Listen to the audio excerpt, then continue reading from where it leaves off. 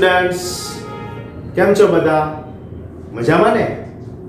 Okay, I, Dhaval Sangani, welcome you all in Saraswati Group of Education.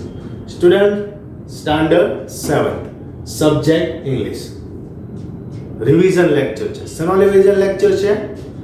FA2 exam. FA2 exam આવી રહી છે આપણી, એમાં objective FA2 objective નો revision છે, જેના માર્ક્સ છે 20. તમારી બે પ્રકારની પરીક્ષા લેવાની છે આ વખતે. જેમ S7 લીધી 40 માર્ક્સની, એ જ રીતે આ પણ FA2 પણ 40 માર્ક્સની લેવાની છે. ગયા વખતે શું કર્યું હતું કે આપણે 40 માર્ક્સની ઓનલાઈન એક્ઝામ લીધી હતી, પણ આ વખતે 20 માર્ક્સની ઓનલાઈન અને 20 માર્ક્સની લેખિતમાં પરીક્ષા લેશું.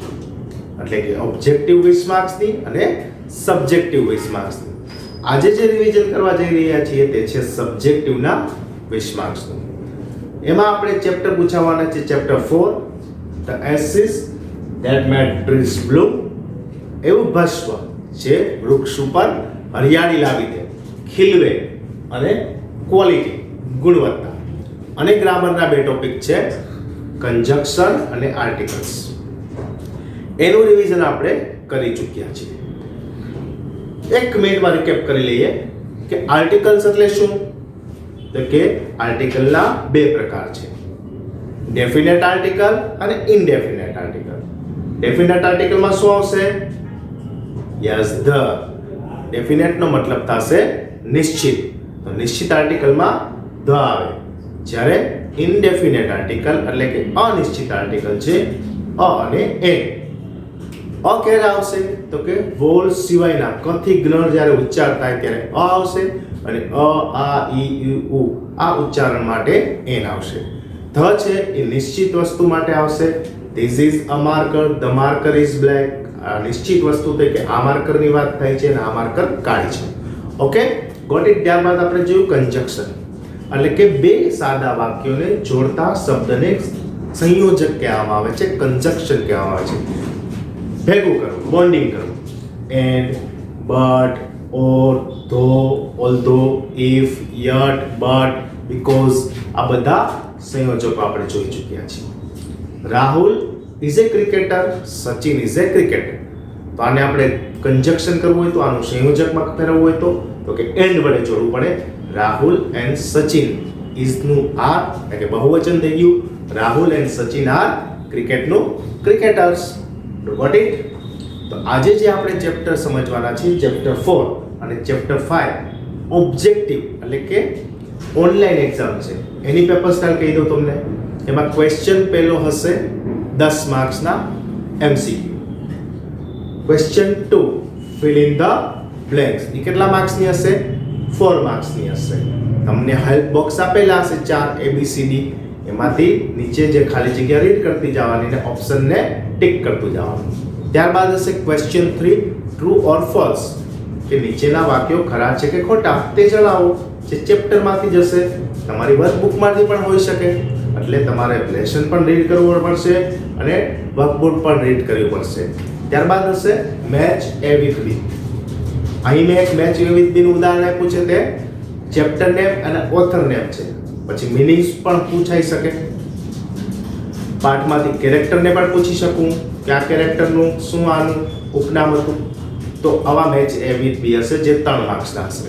આ 20 માર્ક્સની નાની એવી પેપર સ્ટાઇલની ઉદાહરણ સ્વરૂપે મેં અહીંયા થોડા પ્રશ્નો સ્વરૂપે આપણે જોશું.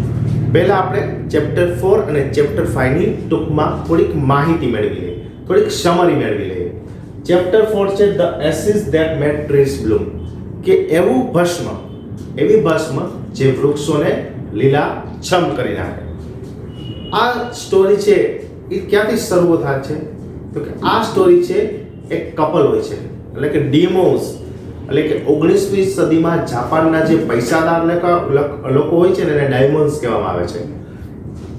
આ એક ગરીબ ખેડૂત હોય છે. આ ગરીબ કપલ હોય છે, જે ફાર્મર હોય છે, ખેડૂત હોય છે. એ પોતાના દિવસો આરામથી વિતાવી રહ્યા હોય છે. એને કોઈ બાળક નથી હોતું. સાંભળજો વિદ્યાર્થી મિત્રો, એને કોઈ સંતાન નથી હોતું. એટલે તે પોતાના પાલતુ પ્રાણી એક ડોગ હોય છે, કૂતરો, એને ખૂબ પ્રેમ કરે છે. એને બધી જ સવલતો પૂરી પાડે છે. અને આ ડોગનું નામ હોય છે મૂકો, MUKO, મૂકો. Got it? ત્યારબાદ ખેડૂત છે એને રાઈસ ફિલ્ડ એટલે કે ચોખાનું ખેતર હોય છે. તે સવારથી લઈને સાંજ સુધી ખૂબ જ પરિશ્રમથી પોતાનું જીવન નિર્વાહ કરે છે. તે સવાર થાય એટલે હળ અને કોદાળી લઈ અને ખેતરે નીકળી પડે છે અને સાંજ એટલે કે સૂર્યાસ્ત ન થાય ને ત્યાં સુધી સતત કામ કરતો રહે છે. બને છે એક દિવસ એવું કે પોતાના કૂતરાને તે માછલીઓના ટુકડાઓથી ભરણ પોષણ કરાવે છે. એક દિવસ ખેડૂત છે એ પોતાના ખેતરમાં કામ કરી રહ્યો હોય છે, પોતાના ખેતરમાં વર્ક કરી રહ્યો હોય છે અને એનો જે પાલતુ ડોગ છે મૂકો, જેનું નામ છે, એ અચાનક ત્યાં આવી ચડે છે અને ખેડૂતને કોઈ જગ્યાએ ખેંચી જાય છે.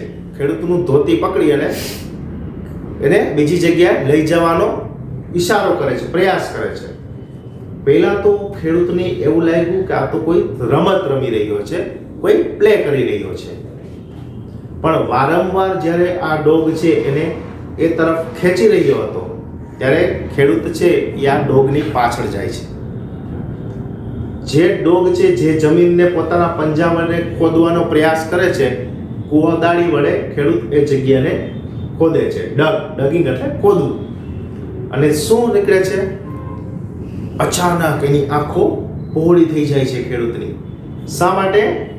યસ, ત્યાં સોનું નીકળે છે, ગોલ્ડ. રાતોરાત ખેડૂત કેવો બની ગયો?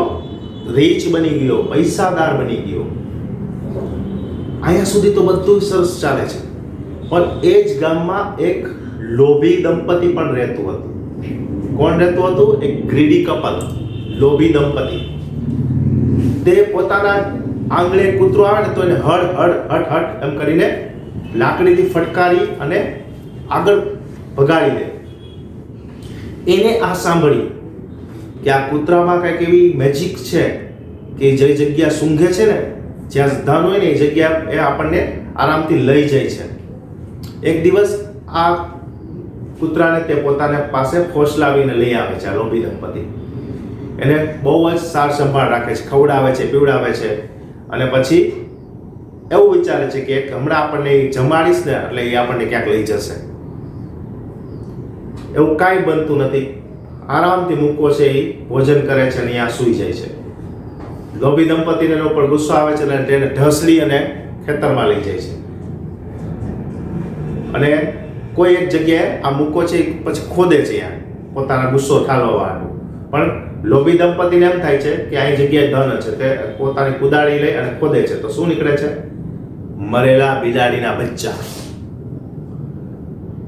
જોયું ને, લોભનો ફળ શું હોય? આવું જોયું.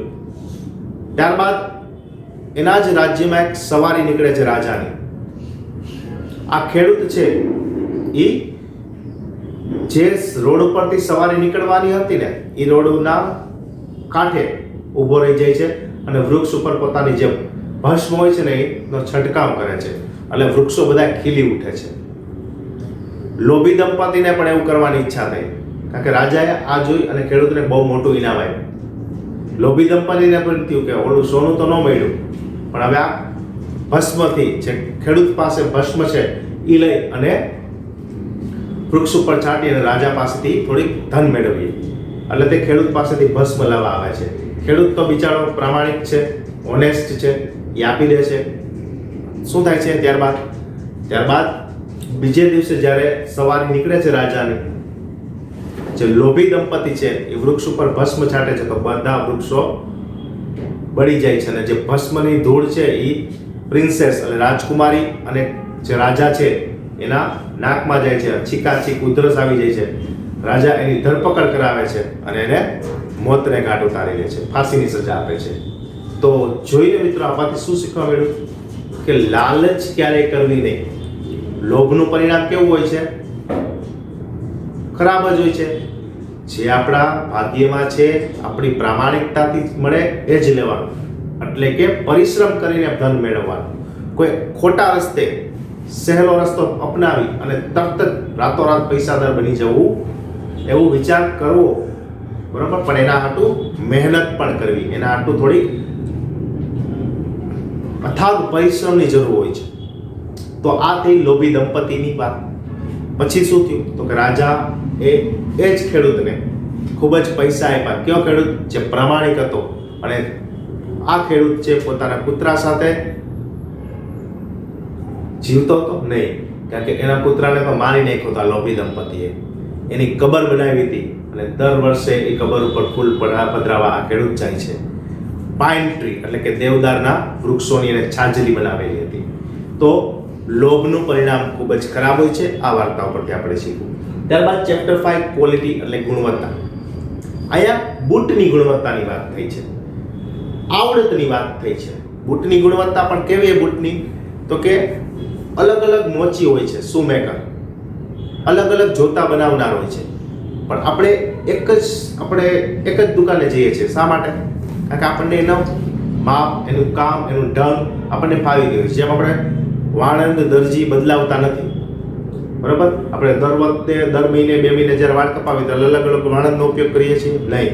કોઈ એક જ વાણંદ પરફેક્ટ કરે, કારણ કે આપણી એને ખબર પડી ગઈ છે. જેમ આપણા ફેમિલી ડોક્ટર હોય, બરાબર, આપણે અલગ અલગ માંદા પડીએ તો અલગ અલગ દવાખાને જ જતા, પણ આપણો જે ડોક્ટર હોય સ્પેશિયલ એને જ આપણે બતાવીએ છીએ, કારણ કે આપણી બધી જ આપણી જે શરીરની ક્રિયાઓ છે એ જાણીતી હોય છે અને જાણતો હોય છે, એટલે આપણને જે માફક આવે એ જ દવા આપતો હોય છે.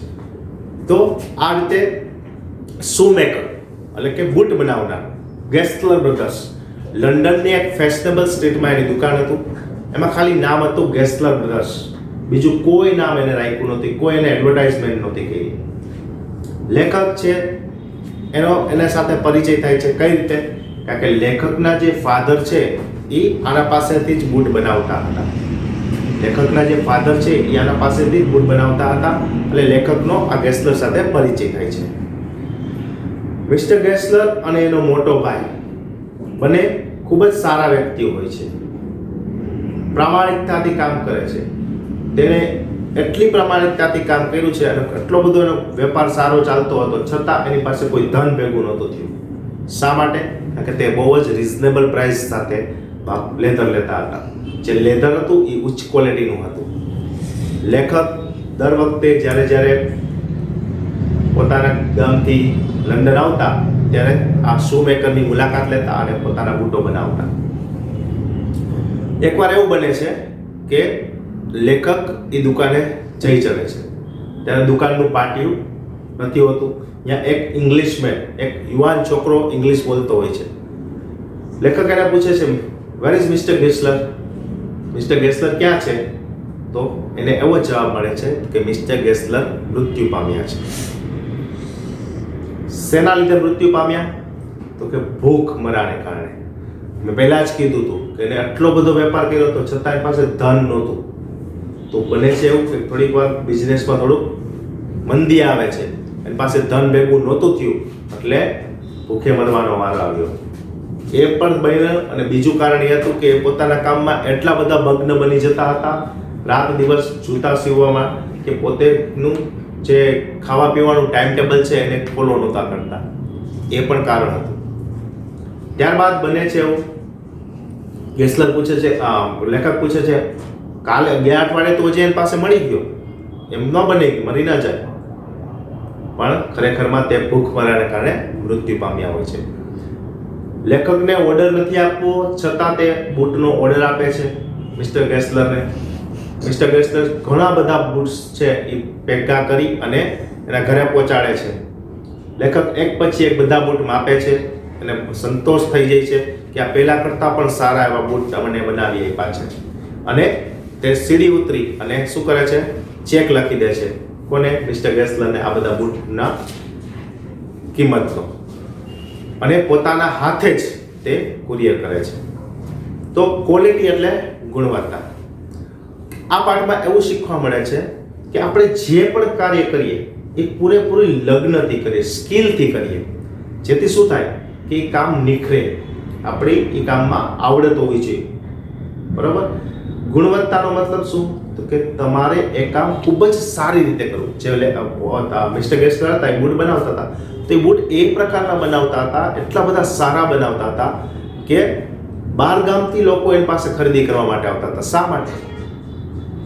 કે એના બૂટ છે લાંબો સમય સુધી ટકી રહેતા હતા, તૂટતા નહોતા, ઘસાતા નહોતા.